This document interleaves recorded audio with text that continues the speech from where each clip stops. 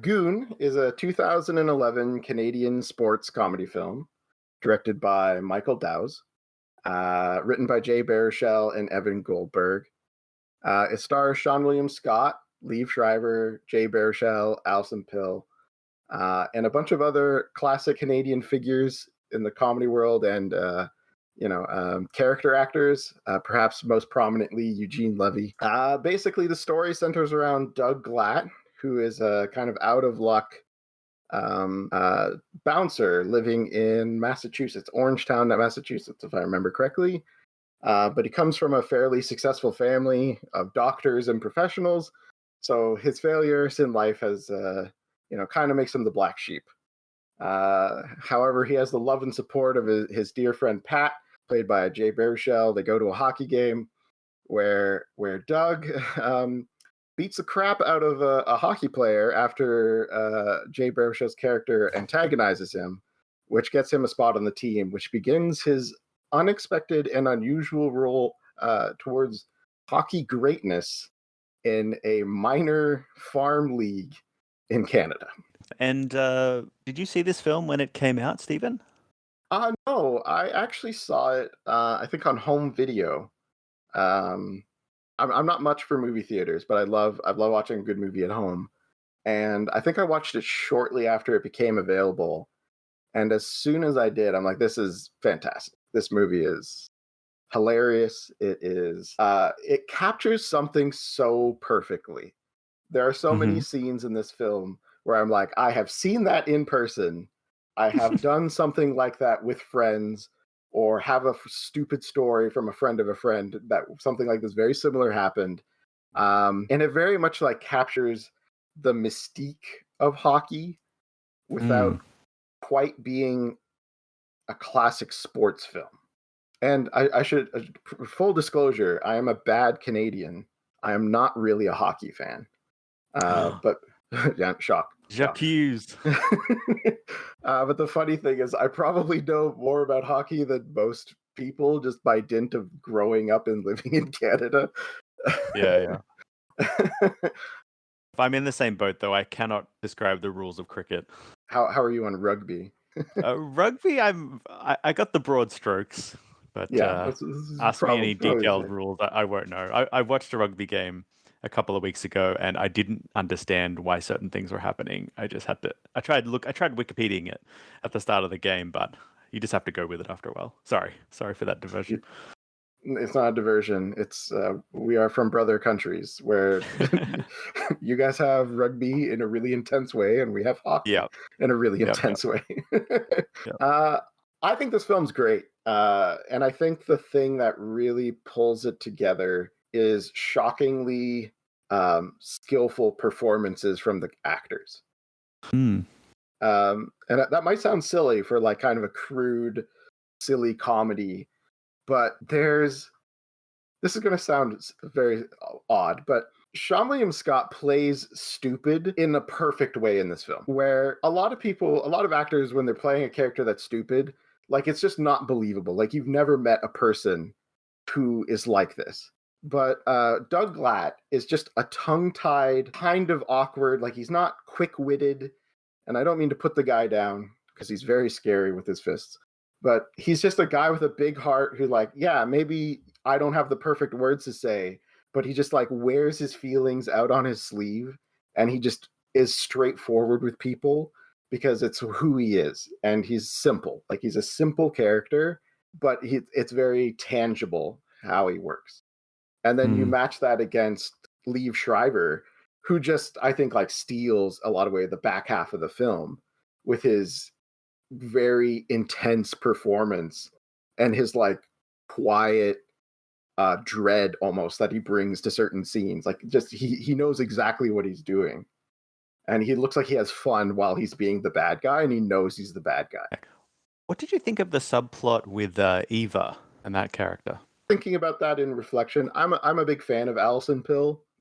I first got to know her, I think, as a performer in Treatment, the HBO series, which I would highly recommend to people. So her character is not very developed, but I think it's commenting on like a real phenomenon of like there are women who love hockey, and I know like this is very much a like a brutal male sport in how it's depicted in this movie, but like women love it just as much as men in some cases. And so there's a certain amount like when she gets really into the game, but then it also gets wrapped into her feelings for Doug.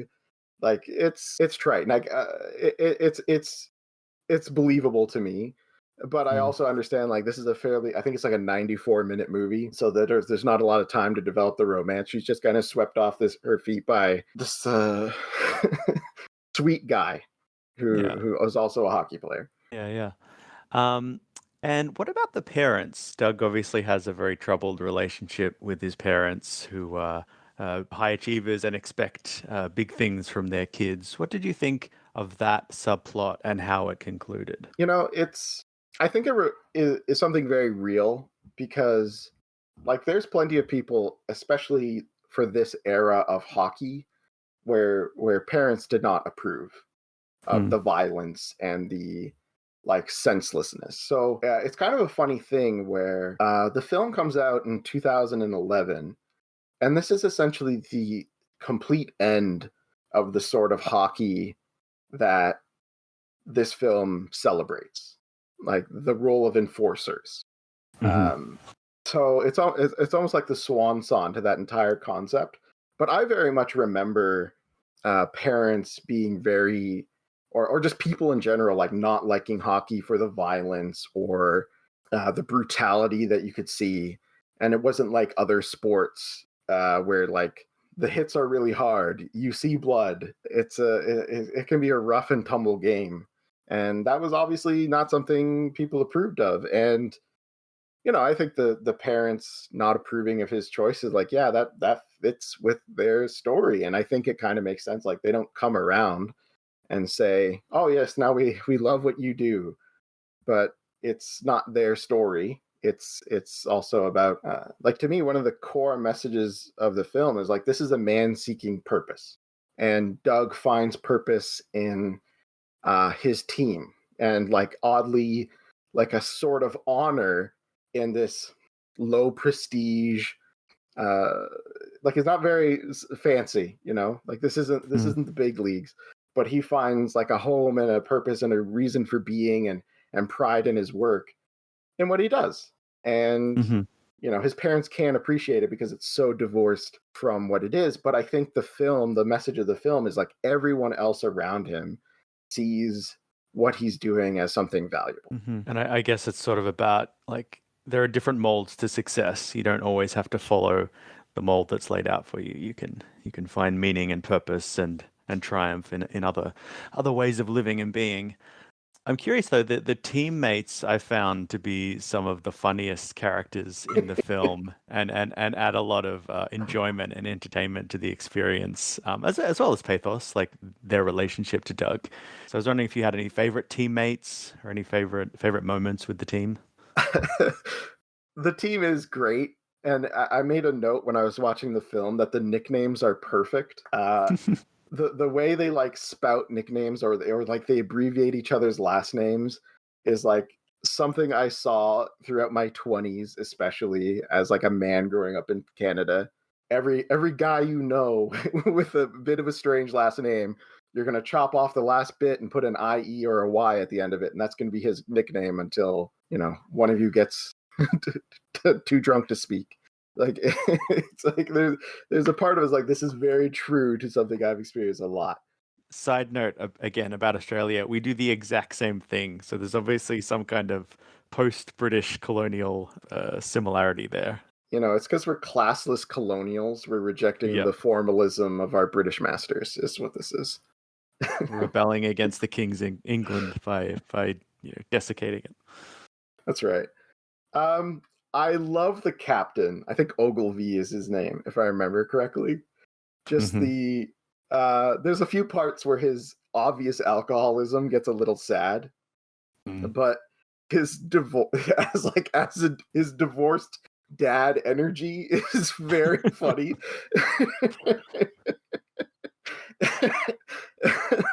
I forget which team they're playing, but he starts giving a speech at one point about how the other team is suffering too because they have a couple of guys going through divorce. 3 guys. And just like, this is such a bizarre pep talk.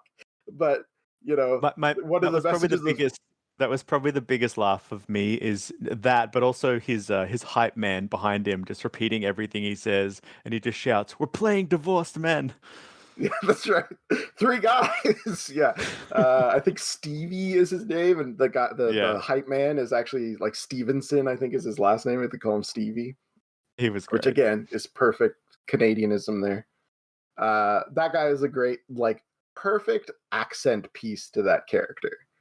I love Kim just because it's such a ridiculous character. The hockey player who's like a med student, and for some reason he's cramming Grey's Anatomy between periods, and he's the one that provides medical aid, which I think is very smart from a story perspective, because it means when characters get hurt in the film, which several of the main cast gets hurt in the course of the film, you have another character that's known doing the first aid rather than just like some guy in a like a schmuck, like a smock or something. So there's something to that. I'm like, that's pretty clever, and I don't know if that was intentional or just like a ridiculous idea, but I like that part. The 2 Russian players are and the interplay between I think Belchi, the goalie, is horrifying and very good all at the same time. It's basically any character. And the coaches. I love both of the coaches. They very much feel like hockey coaches.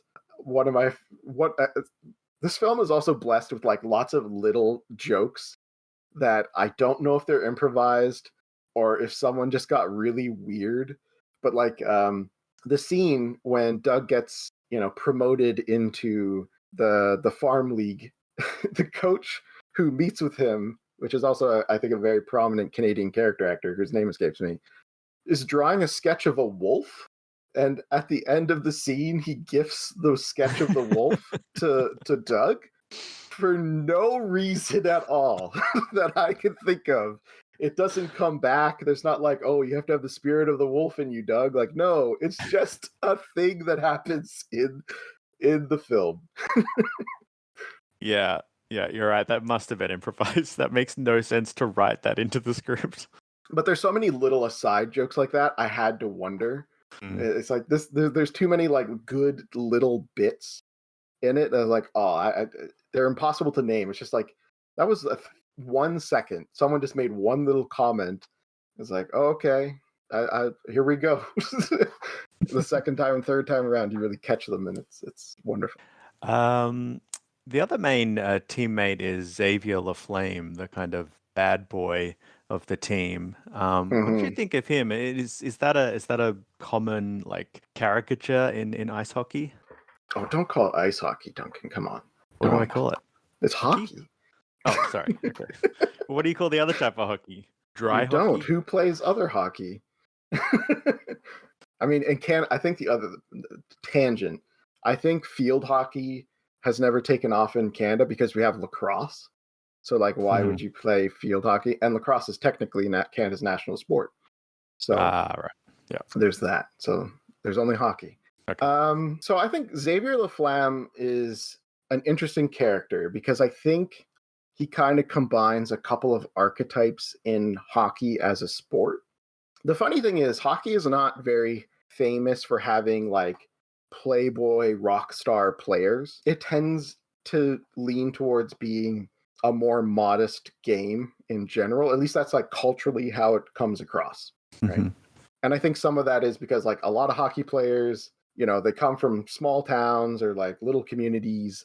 The sport is not very popular outside of Canada and certain cities and regions of the United States. So, you can't like go to Miami Beach and say, I'm a big shot hockey player. Like no one cares. Right. Where maybe you'd get credit for being you definitely get credit for being a basketball player or a football player and maybe a baseball player, but hockey doesn't matter much. So I think it keeps them humble as being like the 4th most popular sport in America, maybe 5th, who knows. So there's that angle, but he does exist. Like, he is an archetype, right? Like the rock star player. He's also a kind of player that really came around the time this film was made. And I think a good example of this would be a player like Sidney Crosby. Sidney Crosby is a very gifted forward who plays for the Pittsburgh Penguins. I said that all present tense. I believe he's still playing and all that, but he was very skilled, very accomplished young man. And ironically, like, there is some parallels between Laflamme's career and Crosby's career. For example, Crosby received a very serious concussion that took him out of the game for a big chunk of the following season. And there was some talk about like how he struggled to get back in the game after his injury. I actually skimmed an article earlier today thinking about this, and someone was like, if he never got that concussion, he might be like one of the greatest players who ever played the game. And now his career is good, but like not Wayne Gretzky good, not what he seemed to be turning into good. And that's part of the old strategy of hockey, where you would have highly skilled finesse players, or they like started to develop, and then you would have enforcers, because a highly skilled finesse player isn't going to be a bruiser most of the time, right? So if you want to win the game, you knock out the finesse player, and then they're not going to score any goals. So therefore, you have to protect your finesse player.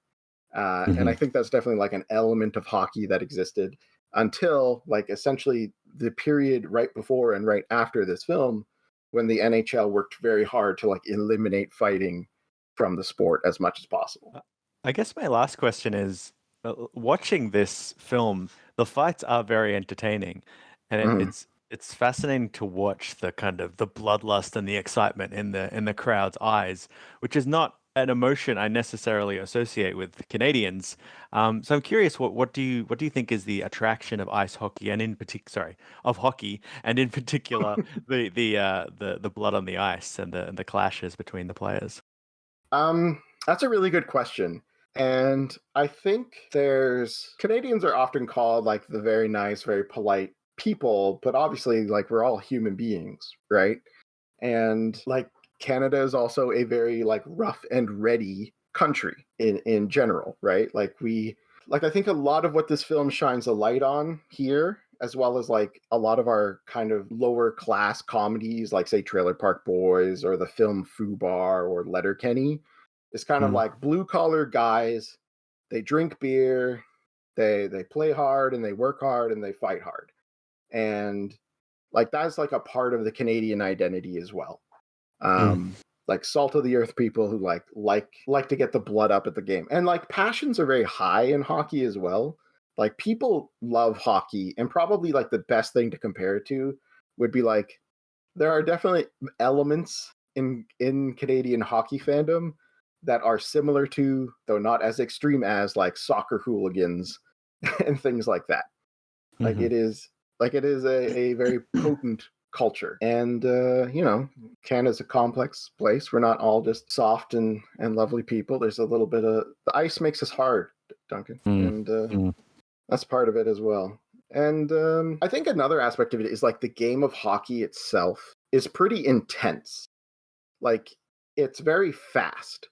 And if you've never been to a hockey game and a player checks another one into the ice, even if it's not like a proper check like you saw in the movie where like the guy goes down, like it's a loud noise and they bang into it, and like it's a brutal sport. Like when Doug saves the goal by stopping the puck with his face, like hockey pucks are hard rubber, and people lose teeth, break bones, get seriously hurt all the time in hockey, because it's a pretty dangerous sport. So I think the energy and the level in the game is just something else, which actually circles back to a point I wanted to make about the film, just from like a filmmaking point of view. And that's the final game of the movie, which I also find fascinating from a sports movie point of view, because the final game is not the championship. The final game is, will they win to go into the playoffs? And then we never see what happens after that game, which is it's also just a fascinating for like spoiling or like subverting the nature of a sports film throughout this thing. But that opening sequence where Ross Ray is like cruising around the arena and like antagonizing and riling up people is really impressive, and he's a perfect villain. But the other element I thought of is the music, the theme that they put underneath Ross Ray whenever he's like doing his thing. It reminds me of Jaws. Like here's the big bad prowling about, and you're all in danger when you're on the ice with him. So like you have to intervene to save the day, right? Sort of thing. And I found the tension in that scene like incredible. Like I was on the edge of my seat, even though I've seen the movie 5 or 6 times, and I know what's basically going to happen. But there's like a greatness to how they play up that final encounter, like all of that build up to that final encounter. All right, that's all the questions I have. Do you have any final thoughts on the film? It's crude. It's maybe a little rougher for taste that I have developed since the film came out, but you know what? I still love it. And the sequel is also pretty great. And you know, I think it's fun to see like a spotlight put on Canadian comedies. I think if you're a person who enjoys sports movies, I think Goon is a great film. Give it a shot. I thought it was going to be like that one episode of South Park where like Stan has to coach Pee-wee hockey, but it was actually like the episode of South Park where Stan's dad wants to fight everyone at the baseball games. And I just thought this movie was like so fun and just like really good time. I think it's by the people who did American Pie. I've never seen that movie either, but like it made me want to watch like all the other movies by these people. It was just like a fun time. So I hadn't watched Goon before like this week. Because I kind of was avoiding it because hockey movies can be kind of hit and miss, and I played a lot of hockey growing up. Hit and miss. Gotcha. Sorry. So I kind of been avoiding it because hockey is kind of moved past the Goon phase a little bit. But when I watched it, it really did get what it's like to be on a hockey team really well. And I was really impressed with that. And then also the way he entered in, like, so it's not very realistic that you can go into and never skated before and go into pro leagues. But the lower pro leagues that don't feed into the NHL but feed into the leagues below it, they do sell a lot of fighting in them. So the idea that there's people who just fight and that's their only job in hockey, that was true for a very, very long time. And like, it was a role that's really revered. And basically everyone respected those guys on those teams because you knew you were taking something out of you to go out and like fight. And there was a real art to it. And it's like, the fighters on teams, people always loved and respected. They were really well liked guys. But fighting has changed in hockey because it's really violent. It's really violent, and bad things can happen to you when you do really violent things to each other. And I think like concussion awareness kind of removed fighting from a thing. The other thing that removed fighting is like, I don't think it's any mystery, but like, the people who succeed at hockey nowadays, they come from pretty rich families. You need some money to play hockey, especially at the elite levels. And they would be sending their like teenagers away to go to play in these leagues. It's called the CHL. It's the Canadian Hockey League. And then there's 3 leagues. There's a Western Hockey League, Ontario Hockey League, and Quebec League. And when you're sending like 16 and 17 years olds away, and then they're like getting into fights and getting concussed and getting their futures permanently damaged, it's not a great look anymore. So that's kind of like slowly fighting has been weeded out of the hockey game just because it's so violent and dangerous. Mm. But in terms of the movie, like, it felt really accurate. They made up teams. That was fun.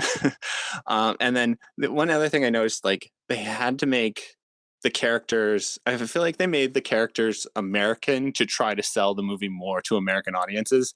But then the rest of the movie does take place in like Canada. Like all those farm teams are, they just listing off different countries that are, or different really cities that are really big was, into hockey in Canada. They played Rush.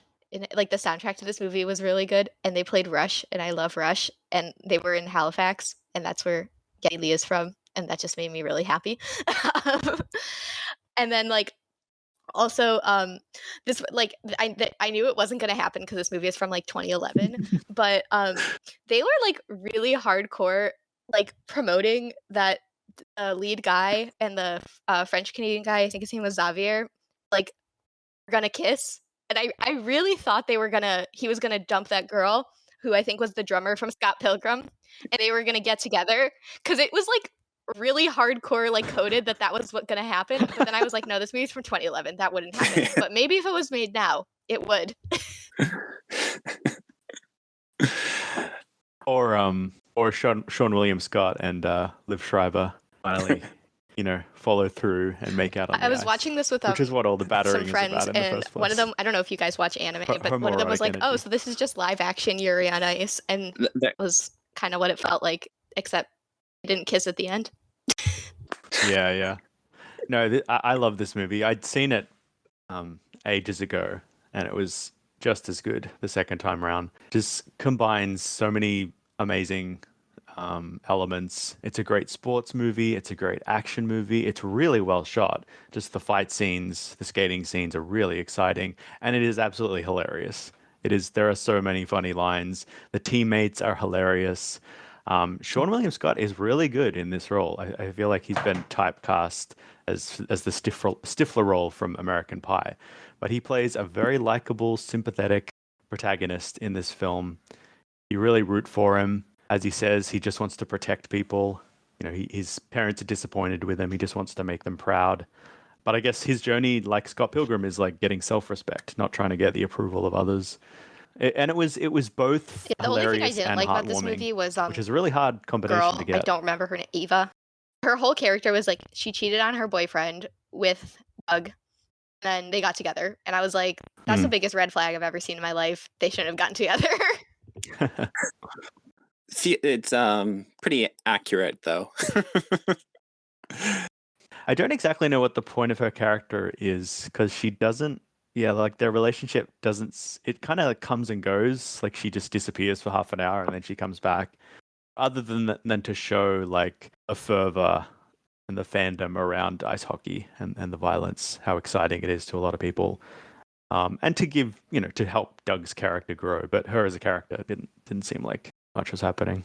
Like maybe that's kind of like what it is like during hockey season, where hockey is all consuming, and then wives and girlfriends are kind of pushed to the side for a lot of players. So the movie's representing that well.